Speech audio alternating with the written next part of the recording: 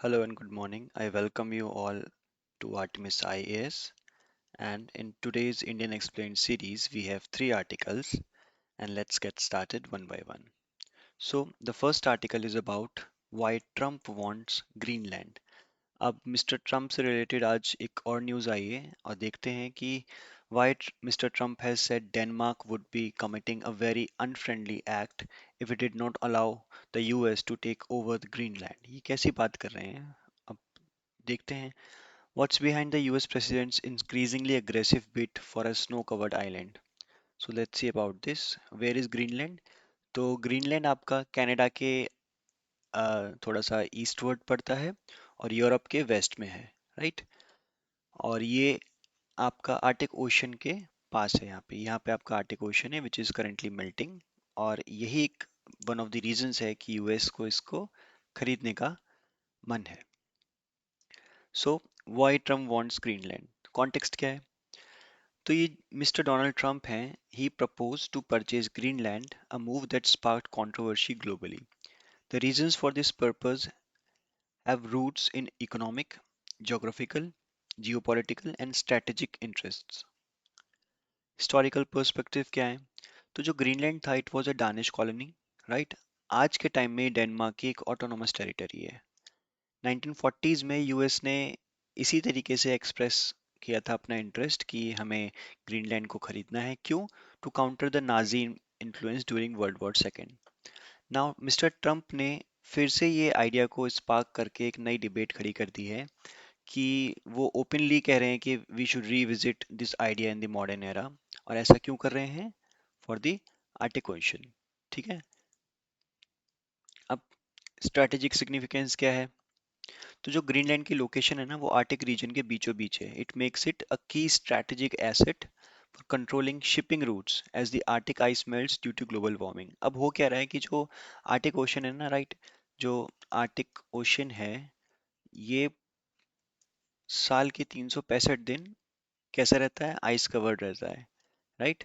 तो आप इसको ऑन फुट कवर कर सकते हैं. और जो नॉर्थ पोल है हमारा, वो नॉर्थ पोल जो है वो आर्टिक ओशन पे ही फॉल करता है. जैसे कि जो साउथ पोल है वो हमारा एंटार्क्टिक एक अपने आप में क्या है?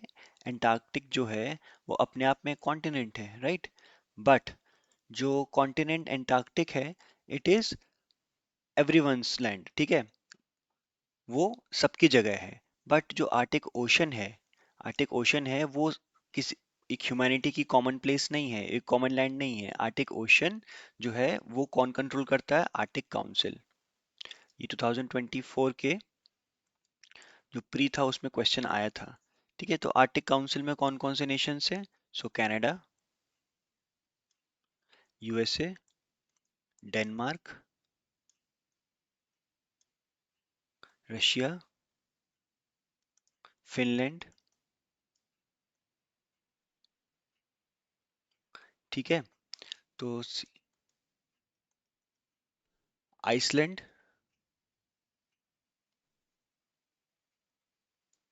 Norway, Sweden, right? तो ये देश हैं. ये किसके पार्ट हैं? आर्टिक काउंसिल के पार्ट हैं. ठीक है. Arctic ocean council. So the Arctic is becoming a hotspot for rivalry with the US, seeking to counter China's growing influence in the region. अब चाइना भी अपना इसमें influence लेके आ रहा है रशिया के through, right? So Russia's dominance in the Arctic through military and nuclear icebreakers has further raised the region's geostrategic stakes. अब क्या कर रहा है जो रशिया है?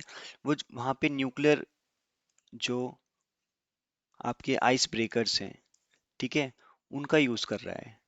क्यों?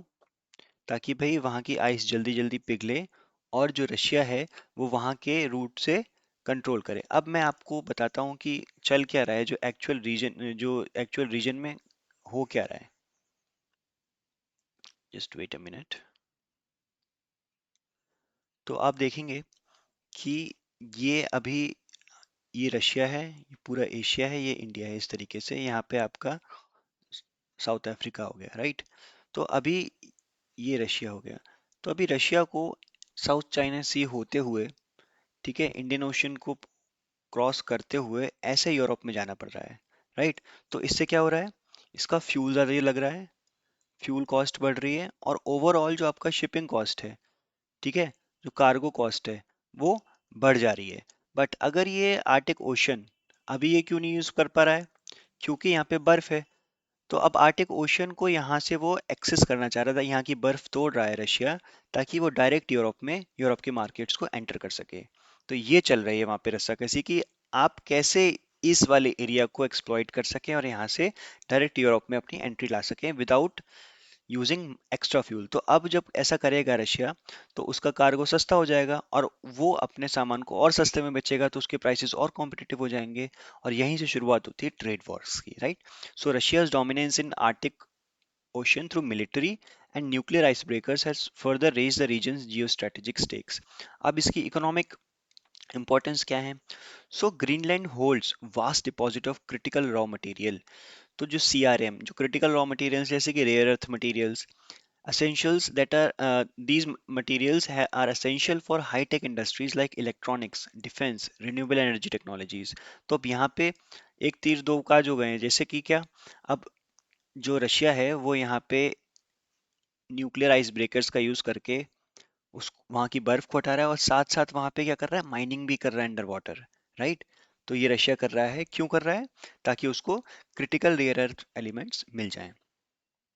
सो access to these resources is vital for US. अब यूएस को भी यहाँ के रिसोर्सेज चाहिए, क्योंकि यूएस को क्या करना है, राइवलरी करना है, किससे? With Russia, right. और अपनी डिपेंडेंसी को चाइना पे रिड्यूस करना है, which currently dominates rare earth processing globally. और चाइना जो है वो रेयर अर्थ एलिमेंट्स की प्रोसेसिंग सबसे हाईएस्ट नंबर पे करता है ग्लोबली, राइट। सो अब इसके इन्वायरमेंटल कंसर्न्स क्या हैं? So Arctic melting has made the region more accessible. ये तो नो इशू की बट हमें मालूम है कि भाई आर्टिक में आइस मेल्ट कर रही है, और वहां से अब शिपिंग कर रहा है, कार्गो कर रहा है, कौन कर रहा है? Russia. So, but it also brings concerns of ecological damage and over exploitation. अब वहाँ पे ओवर एक्सप्लॉयटेशन किसका होगा? क्रिटिकल रॉ अर्थ मटेरियल्स का होगा, राइट।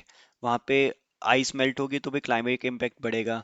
और वहाँ पे अब क्या होगा, जूनोटिक डिसीजेज आ सकती हैं वहाँ पे। जो अभी तक जो वायरसेस, जो कैसे थे, जो वायरसेस अभी तक बर्फ में दबे हुए थे, अंडर द आइस थे, अब आइस मेल्ट होगी तो नए नए वायरस निकल के आएंगे और ह्यूमन लाइफ को और इम्पैक्ट करेंगे। नए नए अब पेंडेमिक भी आ सकती हैं, आप समझ रहे हैं? सो डेनमार्क का रिस्पॉन्स क्या है? So Denmark categorically rejected mister Trump's offer. उन्होंने बोला कि कैसा मजाक है, ये मजाक हमें पसंद नहीं आया। Citing Greenland's autonomy and cultural significance, उन्होंने बोला कि ग्रीनलैंड क्या है, एक वहाँ ग्रीनलैंड जो है वो डेनमार्क की एक ऑटोनोमस रीजन है, और उसकी खुद की कल्चरल सिग्निफिकेंस है। और ऐसा ऑफर हम पहली बात तो मजाक समझते हैं, and we reject it, right. Danish PM ने साथ साथ क्या बोला है कि जो प्रपोजल बहुत एब्सर्ड है, ठीक है। और उन्होंने बोला है कि ग्रीनलैंड्स जो सॉवरेनिटी है, इट्स नॉन नेगोशिएबल, ठीक है, इसके साथ कोई हम मजाक नहीं कर सकते। Now next article is about why Jammu and Kashmir is issuing Aadhaar to each chinar. ठीक है। चिनार ट्री जो है जम्मू कश्मीर के, वो बहुत ज़्यादा एक कैसे बोल सकते हैं, जियोग्राफिकली और कल्चरली बहुत ज़्यादा वहाँ के कल्चर में इनग्रेन्ड एक ट्री है। तो उसको जम्मू कश्मीर की जो गवर्नमेंट है प्रेजेंट डे की, वो कैसे कंजर्व करने के नए नए आइडियाज़ लेके आ रही है, और कैसे वहाँ को, वहाँ के जो चिनार ट्री हैं उनको आधार लाइक जियो टैग किया जा रहा है, राइट। तो आधार का मतलब ये नहीं कि वहाँ पे आधार कार्ड, एक 12 नंबर का आधार कार्ड आपको 12 डिजिट का दे दिया, ऐसे नहीं। क्यूआर कोड के साथ, ठीक है, उस चिनार ट्री को जियो टैग किया जा रहा है आधार की तरह, राइट। देखते हैं। तो Jammu Kashmir government has initiated a unique conservation project by tagging chinar trees with QR codes for better monitoring, akin to assigning Aadhaar numbers. Akin to, ठीक है, यानी कि similar to, it is not completely equal to Aadhaar, Aadhaar नहीं है, it is similarly using Aadhaar cards. जैसे हम आधार card को use करते हैं डेमोग्राफी के लिए, ठीक है, आप कहाँ रहते हो, क्या करते हो, आपके बायोमेट्रिक क्या है, ठीक है, आपके पेरेंट्स का नेम क्या है, आपकी लोकेशन इस समय क्या है, वो सब आधार मॉनिटर करता है। इसी तरीके से जो क्यूआर कोड्स टैगिंग है चिनार ट्रीज की, it is akin to assigning Aadhaar numbers, right. इसके इकोलॉजिकल सिग्निफिकेंस क्या है चिनार ट्री के? पहला आपका कल्चरल इंपॉर्टेंस। तो चिनार ट्री, उसका नाम है प्लेटनस ओरिएंटालिस, ठीक है, ये इसका क्या है, साइंटिफिक नेम है। ये इसका साइंटिफिक नेम है, तो आप इसको नोट करके रख सकते हैं क्योंकि प्री में आने के चांसेस अब इसके बढ़ जाते हैं. So chinar tree are deeply rooted in Kashmir's heritage, symbolizing beauty, resilience, and the region's Mughal era legacy. The Persian phrase चुनारस्त, तो जो आपने कश्मीरी अगर कभी फोक म्यूजिक सुना हो तो उसमें इस तरीके के वर्ड्स यूज किए जाते हैं. ठीक है, it reflects the prominence of chinars in Kashmiri art literature and craft. Right. Environmental value क्या है चिनार ट्री की? So chinar trees provide shade, regulate temperature and enrich the biodiversity of the region. Their deciduous nature, deciduous का मतलब क्या होता है? Shading of leaves, right? So their deciduous nature, turning crimson red in autumn, adds to the valley's scenic allure. अब क्या होता है, आप कभी जाएंगे कश्मीर में अगर ऑटम के टाइम में तो आप देखेंगे जो ट्रीज हैं वो एकदम रेड हो चुके हैं, उनकी पत्तियां जो हैं वो जमीन पे भी पड़ी हुई हैं. तो it creates a very aesthetic scene. तो ये एक एस्थेटिक वैल्यू ऐड करता है उनका डेसिडुअस नेचर. अब ये जो जियो टैगिंग है इसके ऑब्जेक्टिव्स क्या हैं? So the geo tagging conducts a census of chinar tree, एक सेंसस करता है across the Kashmir valley and Chenab region. तो ये याद रखना, चेनाब रीजन और पूरी कश्मीर वैली में. Right. So it assigns a unique tree Aadhaar, that is a QR code. उनको क्यूआर कोड असाइन करते हैं to each tree containing information such as its age, health and location. Right. It monitors trees status to prevent illegal felling and ensure long term conservation. तो अब अगर कोई भी इस tree को इलीगली फेल करता है तो मालूम चल जाएगा क्यूआर कोड से कि भाई ये एक कंजर्व्ड ट्री है और इसकी डेटा सब रखा हुआ है. अगर वो ट्री नहीं मिला तो मालूम चल जाएगा कि भाई इसको तोड़ दिया गया है, फिर उखाड़ दिया गया है. इससे हम सब चीज़ को मॉनिटर आसानी से कर सकते हैं. तो अब तक प्रोग्रेस क्या है? सो 28,560 चिनार ट्रीज हैव बीन जियोटैग्ड और जो इनकी इंफॉर्मेशन है वो 25 पैरामीटर्स पे है, जैसे कि geographic coordinates, health, collected for each tree. Right. Challenges क्या हैं? तो भाई जो प्राइवेट प्रॉपर्टी पे जो चिनार ट्री उगते हैं, अब चिनार ट्री तो कोई भी उगा सकता है. राइट, मैं और आप उगा सकते हैं ऑब्वियसली. इन कश्मीर वैली वहाँ के जो रीजन है उसकी ज्योग्राफी के हिसाब से उगा सकते हैं आप. लेकिन अगर आप कोई उगाता है तो फिर उसको आराम वो काट भी सकता है, तो घर के अंदर तो आप जियोटेक करने जाओगे नहीं. तो ये एक बहुत बड़ा चैलेंज है कि भाई अगर कोई उस ट्री को कट कर लेगा तो विदाउट परमिशन के, तो वो हमें कैसे मालूम चलेगा? तो it's one of the challenges. Second is dwindling numbers due to urbanization and neglect necessitate focus conservation effort. अब भाई नंबर जो है वो बहुत कम हो रहा है चिनार ट्रीज का ड्यू टू अर्बनाइजेशन. सब जगह आपके टाउनशिप्स आ रही हैं, सोसाइटीज आ रही हैं, तो भाई अब जगह भी नहीं बची चिनार ट्रीज को लगाने की या किसी भी ट्री को लगाने की.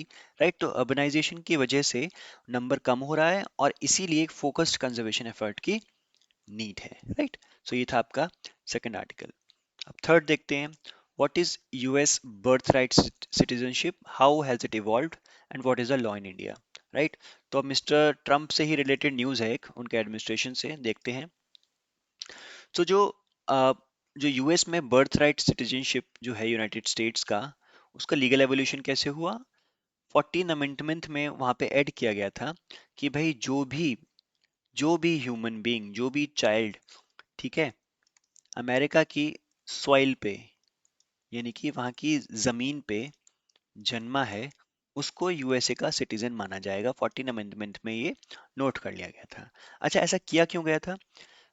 ऐसे वन ऑफ द रीजंस ये थे कि जो वहाँ पे स्लेव कल्चर चलता था, ठीक है, जब वो स्लेव्स वहाँ पे रखे जाते थे, गुलाम रखे जाते थे, तो उनके बच्चों को एक राइट देने के लिए. अब गुलाम तो कहीं के भी हो सकते थे, स्लेव्स अफ्रीका के हो सकते थे, चाइना के हो सकते थे, कहीं के भी, मेडिटेरेनियन कहीं के भी हो सकते थे.